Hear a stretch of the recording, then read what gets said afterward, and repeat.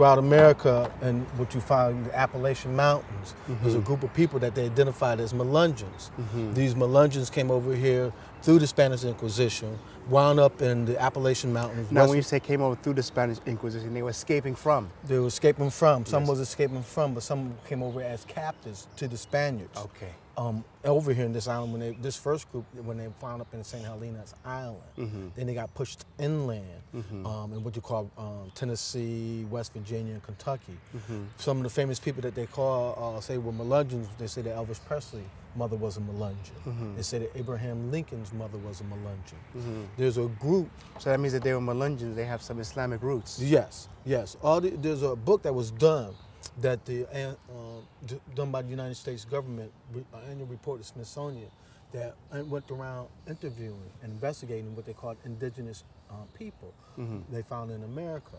And one of the groups that they found was these Melungeons, the Arabs up in New York. They found the Moors of Delaware, and we'll go into there. The Moors of Delaware is another group. There's a group of Moors that are reported coming over here in the late 1600s. There's 3 different stories about these Moors. One story was an Irish woman that married some Moors and then they had children that stayed.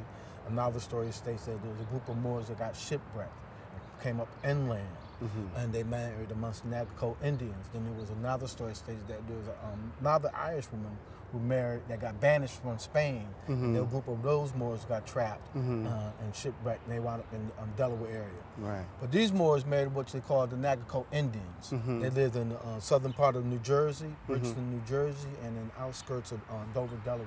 They still live there today. But let me ask you here, it is kind of fascinating how you travel through the country and you find a lot of cities that have Islamic names, but now you find that there's some connection to why these names are there. Yes. Yes, I'm real humble, and I don't want to jump too far. You know, on my last research I've done, I'm really now these people we're talking are more East Coast, and you can see through the waterway current. But then there's another group of people, and then these people came with the Spaniards. They came through Florida, so you see them through the Gulf area. But then there's a group of people that are that they call the Ben Ishmael tribe.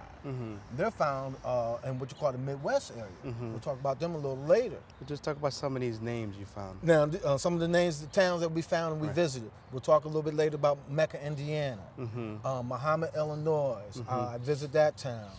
There's a Muhammad, Texas. The Medina, Ohio, Medina, Texas, Toledo. There's towns all around the United States that are made up of people. Like we just got finished doing research. Also finding about some of the early people from Africa, Nigeria, no, not Nigeria, but Algiers, Morocco, Arabia, Turkey, that came over here in the 1850s that we found them in the census, 1860 census, 1870 census. Okay. But we'll talk a little bit later on. Okay. Stay within the year time, it works a little bit easier. Okay. Here's a plaque that shows the listing of some of the last names that the Moors of Delaware have. So you see some of the family last names. You still see Dean, Carney, Hansor, Simmons. These are some of the names. And the Navajo Indians, who they married amongst. Your Melungeons. You're talking about the Guineas of West Virginia. These are some of the names. And so you find if you're from this place in West Virginia, and got this is your last name, you might have Moorish or Melungeon background. That's right. That's right. And these are different articles that we found, different newspaper articles talking about these people. It's well clear. We're just not aware of it. Then the next wave is the wave what they call the African diaspora. These are Muslims that are brought over here from West Africa that was enslaved. A lot of times people say that these Africans wasn't educated. They couldn't read, write, had no culture, but that's not true.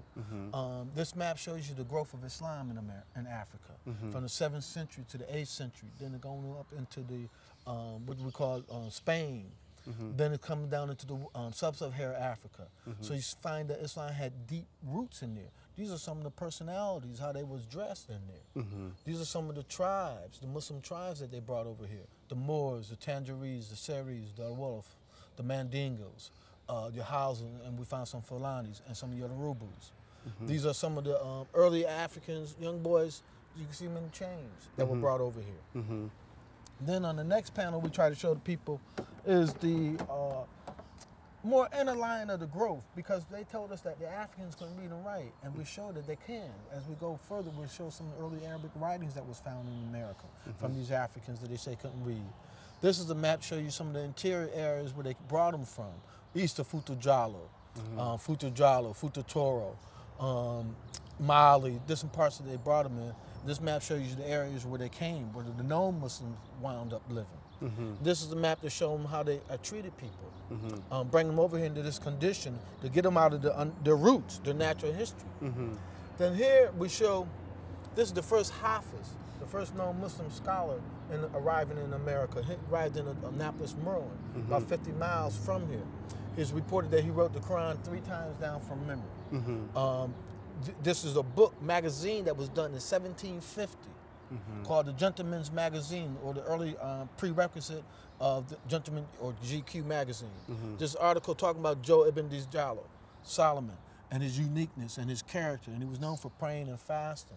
This is a book that was done also about his life in 1734. This is when the Western world first learned about the interior of Africa was from Joe Ibn Dijalo. When he made it back to freedom, he went to England. The Queen of England brought him gold watches and everything. They was amazed and marveled at his character and his dignity.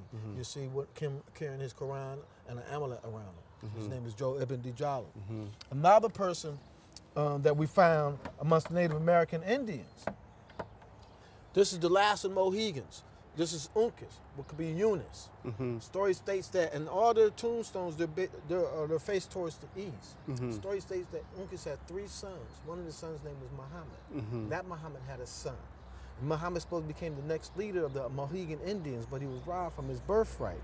He wound up going to England in 1700s, and he died in 1735. Cub Scout troop put this plaque up for him in 1929, honoring this Muhammad, because he's supposed to become the next leader. And he still exists there. And this is up in New England area. Then we also find Muslims writing a letter. This is one of the earliest letters we know. This is the Al-Fatiha, and 4 of the last surahs of the Holy Quran, which was written in 1768 from a Muslim in Anderson, South Carolina.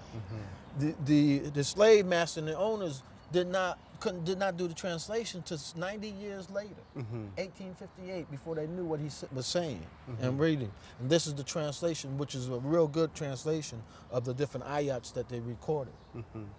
Then we also found Muslim runaway slave advertisements.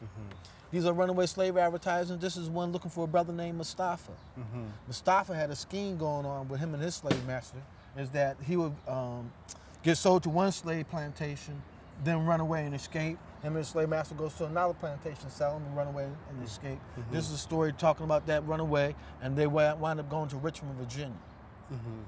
His name was Mustafa. This one is looking yellowish complexion of the Moorish breed, saying that's coming from a Moorish country. Here's one looking for 2 Sambos. In many West African countries, they named their second son Samba, meaning the second son. So this is why you find a lot of Sambos here.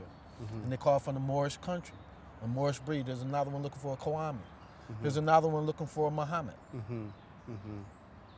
This was done in 1774. Right. Now, one of the most famous Muslim or famous African personality that we're aware of through the African diaspora is Kunta Kinte. What people are not aware of, Kunta Kinte was a Muslim. You go back and read the first 26 chapters of the book, you see him talking about his fasting, his friend Ramadan, Rashid, praying. You see his Islamic character, his Islamic community. His father's name was Omaro, his mother's name was Benta. And we went to Alexandria Museum, and we found this is the actual Chicken George hanging up in the museum. And you see him in a throw. They thought he was in his pajamas. But why would somebody take a picture in the pajamas and then carry a pipe? So you know he thought he was dressed. But this is the actual Chicken George in the throw. In the area where he's buried, we found tombstones with the 1 finger on it. I will talk about that a little later. And this is a plaque that they put up down in Kunta Kinte, arrival